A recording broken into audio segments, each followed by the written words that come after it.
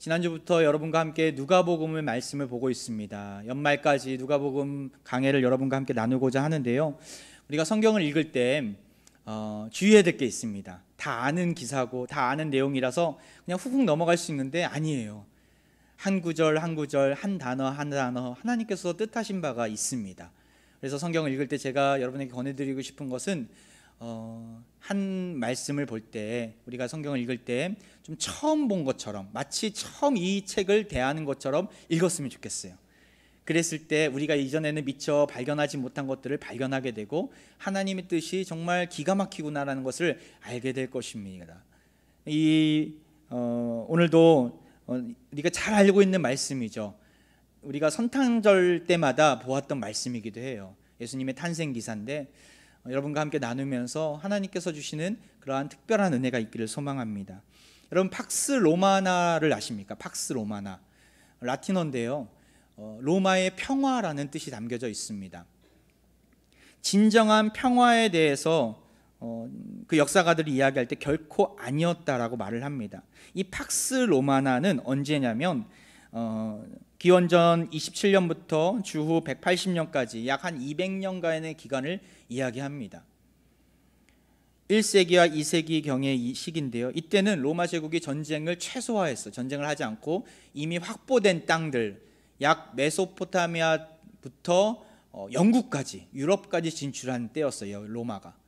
그래서 정말 큰 대제국을 이루었을 때라서 더 이상 땅 확보에 열을 올리지 않고 지금 있는 식민지에 최선을 다해서 그들을 다스리는, 또한 그들로부터 여러 세금과 또한 노동력을 착취하는 그런 일들을 자행하게 되죠.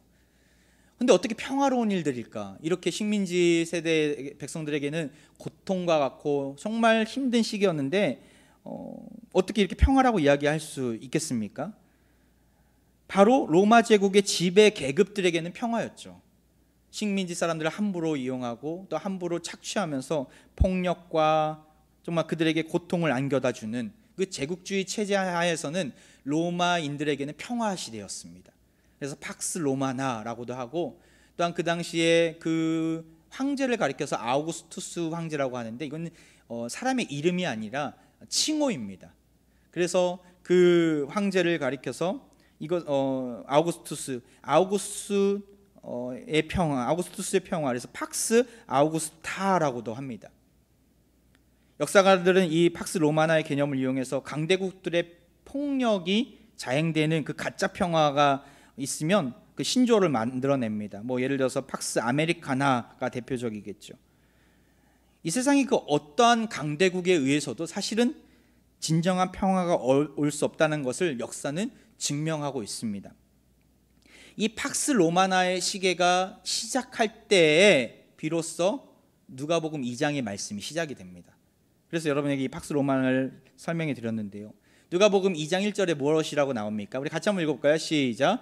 그때에 가이사 아구스도가 명을 내려 천하에 다 호적하라 하였으니. 그때에, 이 그때란 단어는 정말 중요한 단어인 것 같아요.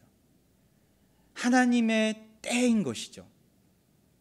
이 단어는 신약성경에 한 16번 정도 사용되었는데 그 중에 한 8번이 이 누가복음에 쓰여졌습니다. 그날들에, 이때에, 그날에 라는 단어로 쓰여져 있습니다.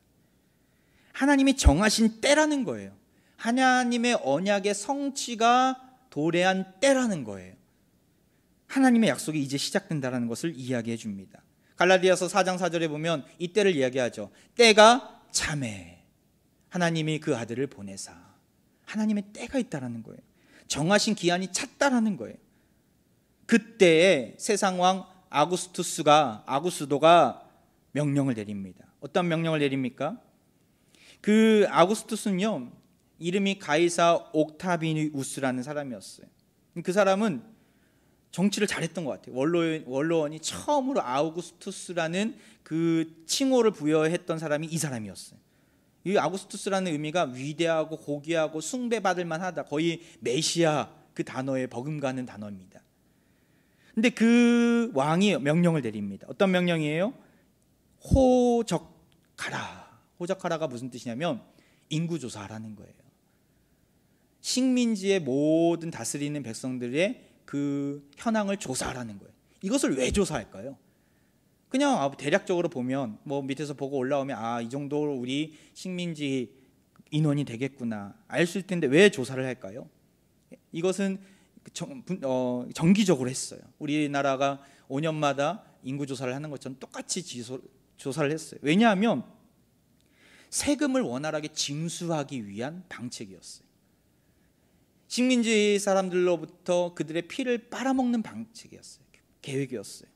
이 명령을 누구도 어길 수가 없었던 것이죠. 왜냐하면 황제의 명령이었기 때문에. 그래서 이 명령 앞에서 요셉과 마리아는 자신이 살던 나사렛에서 벗어나 어디로 갑니까? 베들레헴으로 들어갑니다. 세상 왕이 자신들의 유익을 위해서 인구조사 명령을 내리고 하나님의 사람들이 그것에 어쩔 수 없이 순복하면서 가는 이 모습은 사실은 그 이면에서 하나님께서 어떻게 일하시는가를 보여주는 대목이기도 합니다. 하나님의 섭리인 것이죠. 바로 구약의 말씀을 성취하시려는 하나님의 계획인 것이죠. 구약에 무슨 말씀이 있습니까? 미가서 5장 2절에 이런 말씀이 있어요. 베들레헴 에브라다야, 너는 유다 족속 중에 작을지라도 이스라엘을 다스릴 자가 내게로 나올 것이다. 이스라엘을 다스릴 자가 누구예요? 메시아인 거죠. 메시아 예수 그리스도가 어디서부터 나온대요? 베들레헴에서부터 나온다. 다시 말해서 메시아가 베들레헴에서 태어나야 함을 이야기합니다. 그리고 수백 년이, 최소 400년 이상이 흐른 때에 하나님께서는 때가 되었을 때 예수 그리스도를 보내십니다. 세상의 왕은 자신의 유익을 위해서, 자신의 목적을 달성하기 위해서 사람들을 이리 세우고 저리 세우고 왔다 갔다 하게 만들지만 하나님 그 이면에서 일하시는 것들을 우리는 보게 됩니다. 세상 사람들은 이 아우구스투스 시대에 평화가 온 줄 착각했어요. 하지만 그것은 가짜 평화였죠. 우리가 세상을 바라볼 때 영적인 시각이 열려야 합니다. 아놀드 토인비라는 역사학자가 이런 얘기를 했어요. 세상의 역사는 교회를 축으로 보는 바퀴다. 세상의 역사는 교회를 축으로 도는 바퀴다. 무슨 의미입니까? 그 중심에 누가 있다는 거예요? 교회가 있다는 거예요. 하나님의 손이 있다는 거예요. 하나님의 공동체가 있다는 거예요. 진정한 평화는 하나님의 때에 하나님의 섭리로 찾아온다는 것을 지금 누가는 드러내고 있는 거예요. 그 이면에서 일하시는 하나님의 역사를 보면서 때가 되었을 때 하나님은 예수 그리스도를 이 땅 가운데 보내어 주시죠. 세상은 점점 편리해지고 모든 것이 자동화되어가는 시스템에서 우리는 살아가고 있어요. 한국 가기 전에 잘 몰랐어요. 인터넷이 이렇게 빠른지 우리나라가. 인도네시아 가니까 뭐 안 터져요. 안 터져요. 선교사님들 계신 파푸아는 더 안 터져요. 깔리만탄보다 더 심한데 저기는 안 터져요. 전화도 안 되고. 그런데 우리나라는 뭐 섬에서도 다 터지더라고요. 모든 것들이 다 자동화되고 모든 것이 쉽게 접속할 수 있고 빨리빨리 진행되는 이 세상 속에서 우리는 무엇을 경험하고 있습니까? 인간이 얼마나 나약한지, 얼마나 무지한지, 얼마나 연약한지를 경험하고 있지 않습니까? 큰 강대국이 이 몇만 명씩 코로나로 인해서 사망자가 생겨나게 되고 모든 사회 시스템들이 무너지고 차질을 빚고 의료 시스템들이 붕괴가 되고 참 감사한 건 우리나라는 아직까지 잘 통제해서 버티고 있지만 우리 마음 한켠에는 어떠한 마음이 있어요? 아직까지 불안하잖아요. 누구로부터 어디서로부터 퍼질지 모르잖아요. 조마조마한 모습들. 대비를 잘 해야 되겠지만 한계가 있어요. 이런 상황 속에서 여러분 어떠십니까? 평안하십니까? 평화를 누리고 계십니까? 세상 사람들은 불안해해요. 세상 사람들은 불안해요. 어제 뉴스를 보니까 밤 새벽 3시가 넘었는데 강남에 뭐 사람들 바글바글 하더라고요. 저는 그런 모습을 보면서 저 사람들이 평안해서 자기 마음대로 행하는 건가 이렇게 착각할 수 있는데 그런 게 아니더라고요. 그냥 포기해 이제는. 될 대로 되라는 거예요. 유흥가에서 향락가에서 즐기면서 불야성인 것을 보면서 야 정말 불안해하는구나. 그리고 언제 어떻게 될지 모르니까 그냥 모르겠다. 내 마음대로 살아가야지. 내가 욕망이 가는 대로 정욕대로 살아가야지. 이렇게 살아가는 모습들을 보게 되었어요. 평안을 알지 못하고 평안을 누리지 못하는 이 세대 속에서 샬롬이 없는 이 세대 속에서 우리는 누구를 바라봐야 하는가? 우리는 누구를 의지해야 하는가?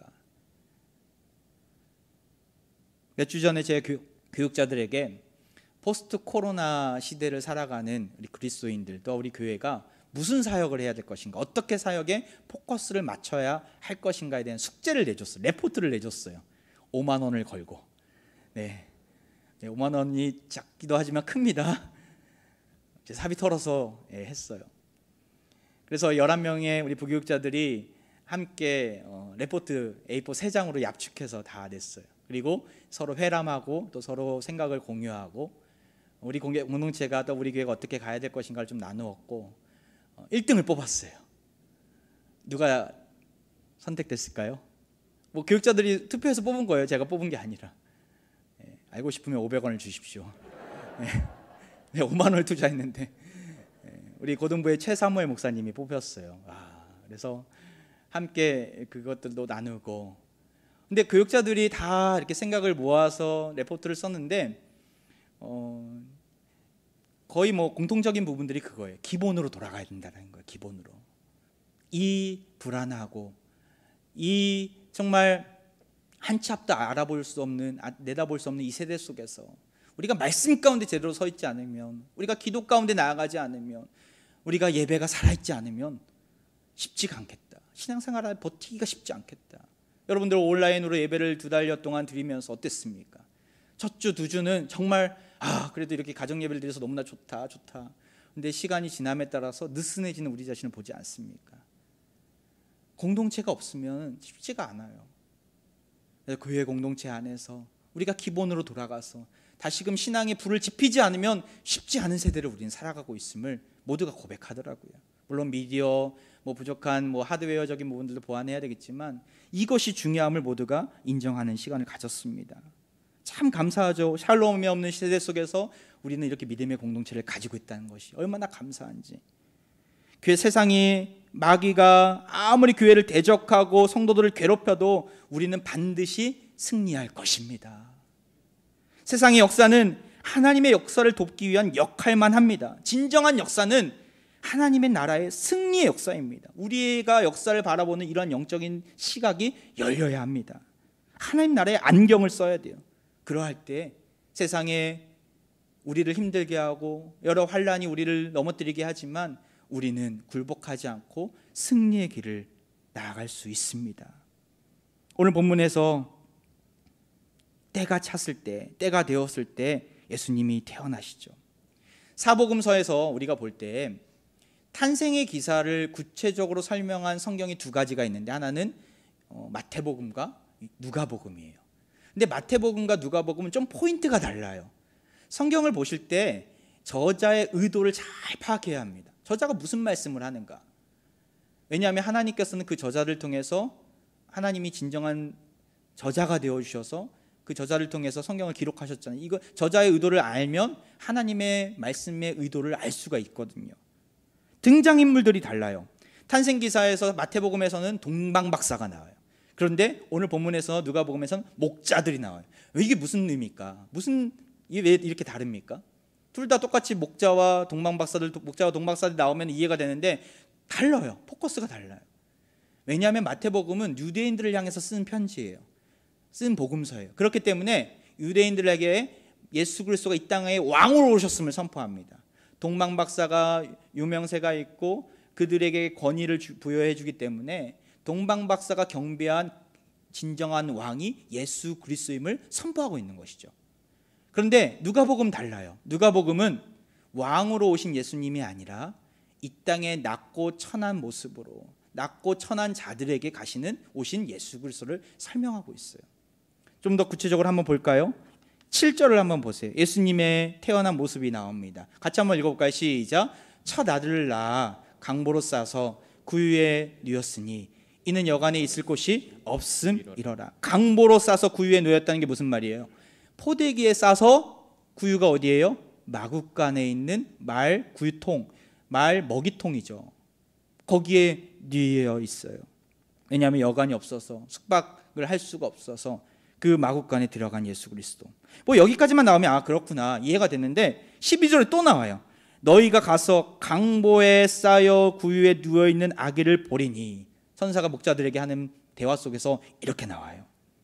그리고 16절에 또 나와요. 빨리 가서 마리아와 요셉과 구유에 누인 아기를 찾아서. 왜 이렇게 해서 3번이나 똑같은 말을 연속해서 이야기했을까요? 뭐 이해하지 못해서 이야기했을까요? 아니에요. 누가가 지금 강조하는 거예요. 강조하는 거. 무엇을 강조하는 거예요?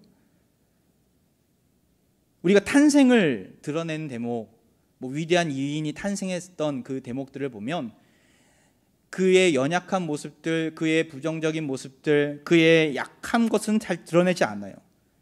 우수한 모습들, 남들보다 좀 이렇게 특별한, 유별난 모습들, 잘 나가는 모습들을 드러내죠. 우리가 이력 썼을 때도 마찬가지예요. 어디 잠시 거쳐갔던 직장들을 다 기록합니까? 아니잖아요. 별로 득이 될 게 없으니까 그런 것들보다는 좋은 부분, 자랑스러워한 부분만 기록하잖아요. 자기소개서를 쓸 때도 마찬가지고. 그런데 왜 왕중의 왕 메시아가 오셨을 때 그가 이토록 연약한 그리고 잊고 싶은 과거를 3번이나 기록하였을까요? 의도가 있어요. 의도를 잘 파악해야 합니다. 그 의도가 무엇입니까? 낮고 천한 자리에 예수님이 오셨다는 거예요. 누구를 위해서? 우리를 위해서. 우리 인간들을 위해서. 겸손의 왕으로 이 땅 가운데 오셨어요. 누구를 위해서? 인류를 위해서.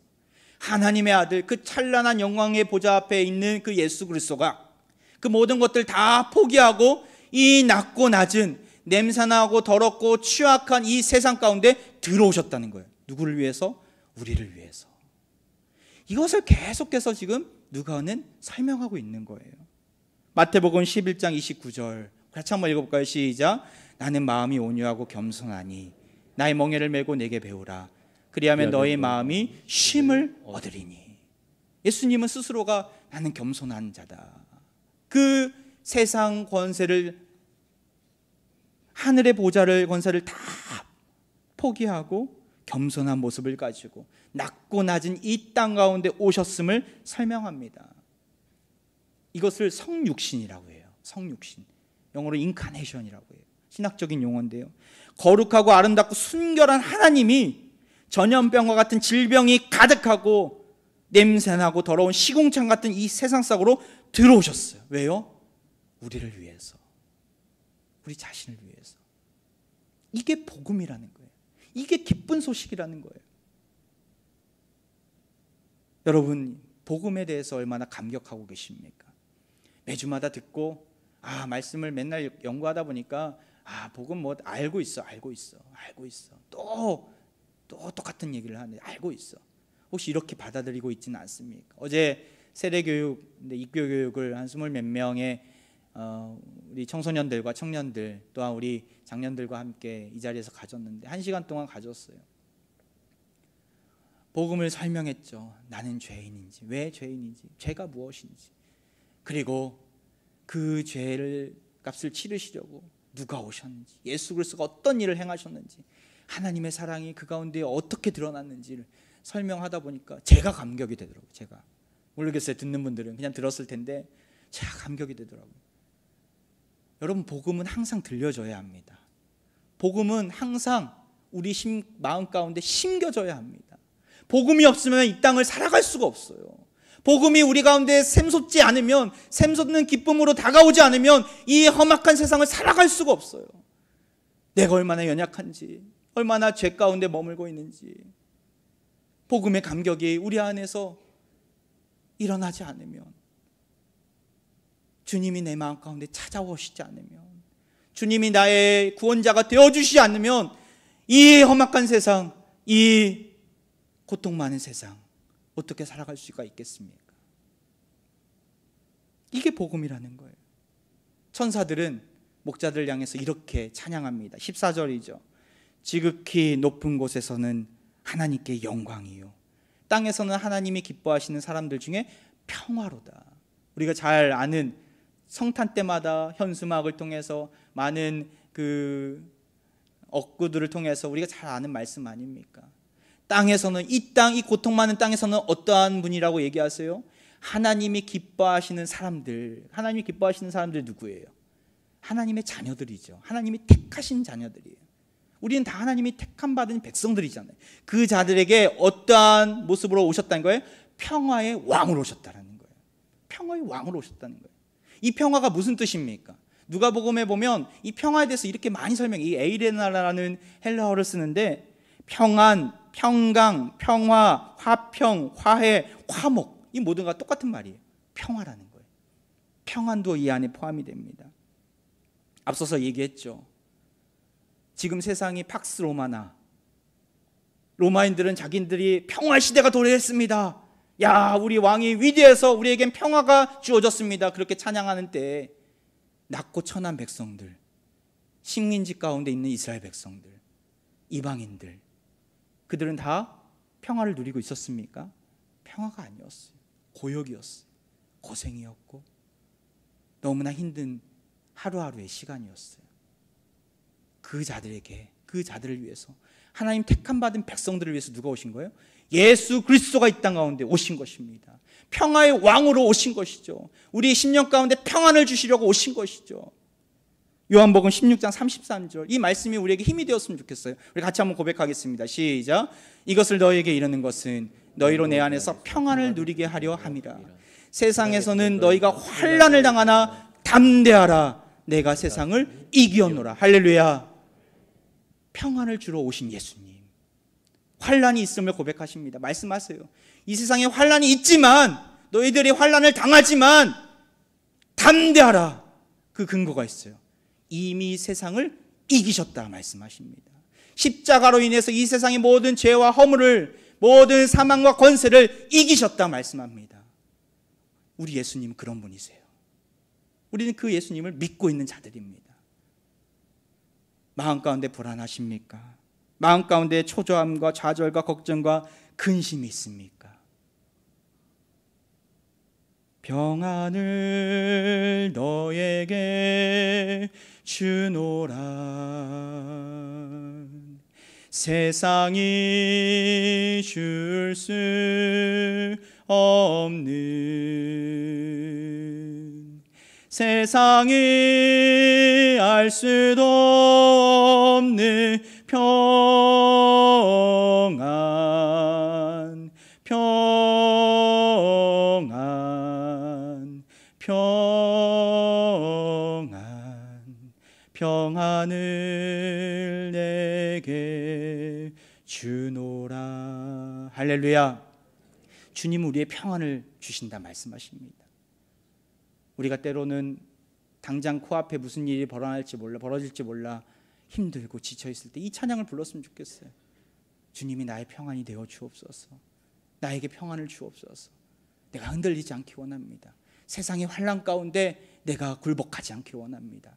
주님이 나의 평안이 되어 주시고 세상을 이겼노라 말씀하신 그 주님의 말씀을 확신하고 담대하게 세상으로 나아갈 수 있도록 나를 붙잡아 달라고, 주님의 손을 붙잡고 나아가시는 우리 화평의 가족들 되기를 소망합니다. 여러분과 함께 한 가지 더 짚고 넘어가야 될 대상들이 있어요. 바로 목자들입니다. 8절을 보세요. 우리 같이 한번 읽어볼까요? 8절 시작. 그 지역에 목자들이 밤에 밖에서 자기 양떼를 지키더니, 앞에서 언급되셨듯이 누가는 동방박사를 언급하지 않아요. 목자들을 언급해요. 이 목자들에게 무슨 의미가 있을까? 천사가 최초로 찾아간 자들이 목자였고, 그들은 최초의 예수 그리스도의 탄생을 증거하는 증인들이 되었습니다. 그런데 하필이면 왜 목자들일까? 이 목자들은 당시에도 하찮은 직업이었어요. 아무나 할 수 있는 직업이었어요. 낮고 천하고 별 볼 일 없는 사람들이었다는 것이죠. 그런 자들에게 천사를 하나님께서 보내어 주시고, 그들이 예수님을 찾게 되고 보게 되고 알게 되고 그것을 증거하는 자들로 세움받게 된다는 거예요. 이게 무슨 의미가 있습니까? 바로 복음은 차별 없이 주어진다는 거예요. 복음은 남녀노소, 빈부격차를 가리지 않고 하나님이 택한 백성들에게 주어진다는 거예요. 저는 이 말씀을 보면서, 이 말씀의 의미를 깨달으면서 얼마나 감사한지. 만약에 어떤 조건이 주어졌다면, 복음에 야, 이 정도 레벨은 있어야 돼. 최소 이 정도 레벨에 있어야지 신앙생활을 할 수 있고 예수님을 믿을 수 있어. 이 정도 교육 상태, 이 정도 가진 소유의 상태, 건강도 항상 아픈 데 없이 교회 나올 수 있어야 되고, 이것들이 모두 조건으로 우리 앞에 놓여져 있다면 여기에 나올 수 있는 자들이 얼마나 되겠습니까? 저도 못 나와요. 저도 연약한 것 투성이고 죄된 것 투성이고, 내 마음 가운데 가끔가다 끌어오르는 분노들이 많고, 그런 것들을 예수님이 딱 보여주시면 주님, 저는 진짜 주님 앞에 나아갈 수 없는 죄인입니다. 이렇게 고백할 수가 없어요. 고백할 수밖에 없어요. 나는 죄인 중에 괴수입니다. 죄인 중에 죄인입니다. 하지만 주님은 그런 조건을 내걸지 않으셨어요. 차별 없이 낮고 천한 모습 가운데 본인 스스로가 내려오셔서 마을 구유에서 탄생하시고, 그리고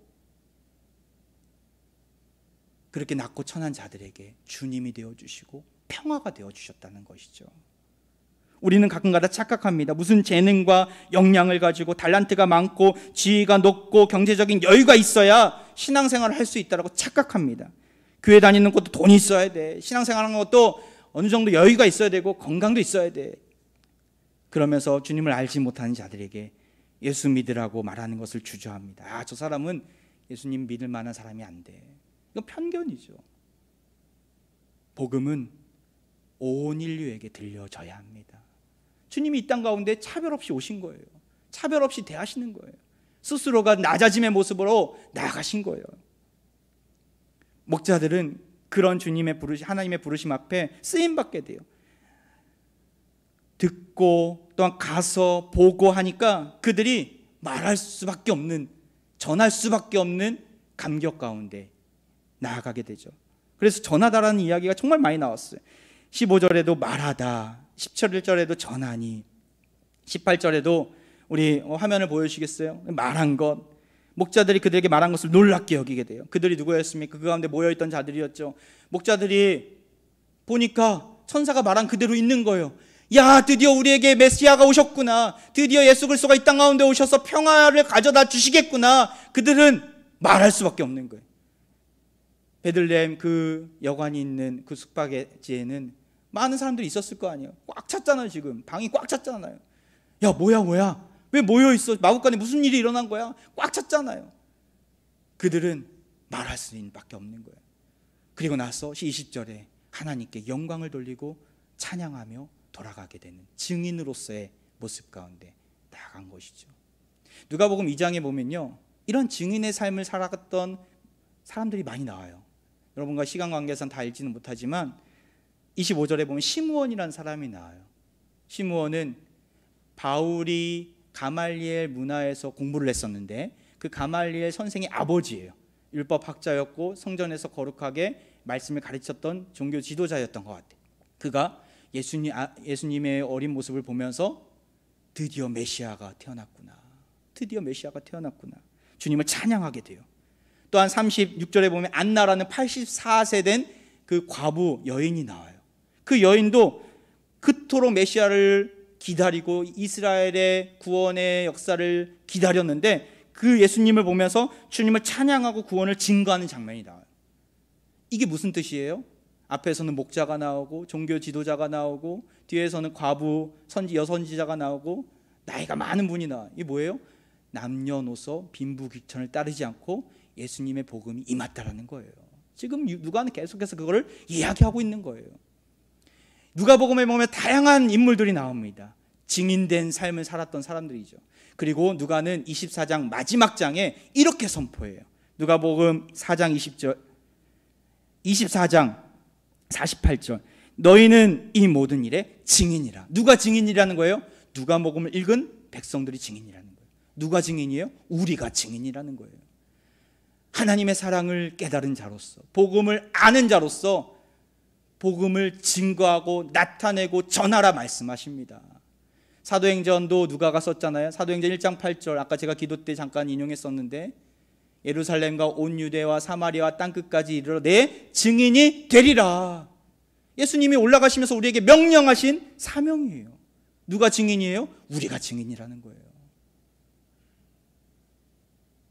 사도행전에 보면 베드로와 요한이 이런 증인의 모습을 보여주면서 사역을 하게 돼요. 한번 볼까요? 4장 21절 같이 4장 20절입니다. 죄송합니다. 사도행전 4장 20절 시작. 우리는 보고 들은 것을 말하지 아니할 수 없다하니. 우리가 경험했고 하나님의 복음을 알았던 자로서 말하지 않을 수 없다라는 거예요. 말하지 않을 수 없다. 자연스럽게 터져 나오는 거예요. 산소망 저녁 기도회 때 참 많은 은혜를 주시는 것 같아요. 너무나 감사해요. 130~140명 정도 모여요.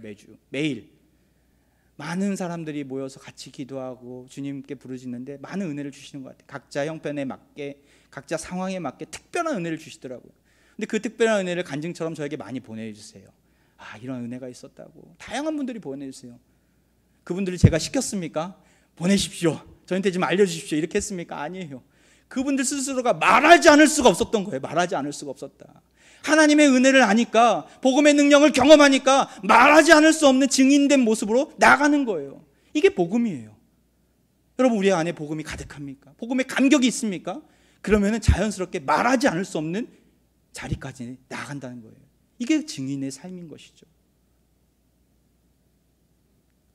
이렇게 베드로와 요한이 외쳤을 때 세상 사람들은 그것을 보고 깜짝 놀라면서 그들에게 길을 열어주죠. 4장 21절에 관리들이 백성들 때문에 그들을 어떻게 처벌할지 방법을 알지 못하고 찾지 못하고 다시 위협하여 놓아주었으며 이는 모든 사람이 그 된 일을 보고 하나님께 영광을 돌림이라. 말하지 않을 수 없으니까 말하니까 많은 사람들이 주님께로 돌아오고 주님의 이름이 높아지고 하나님의 영광이 드러난다는 것이죠. 우리를 증인으로 불러주신 것은 하나님의 전적인 은혜인 줄 믿습니다.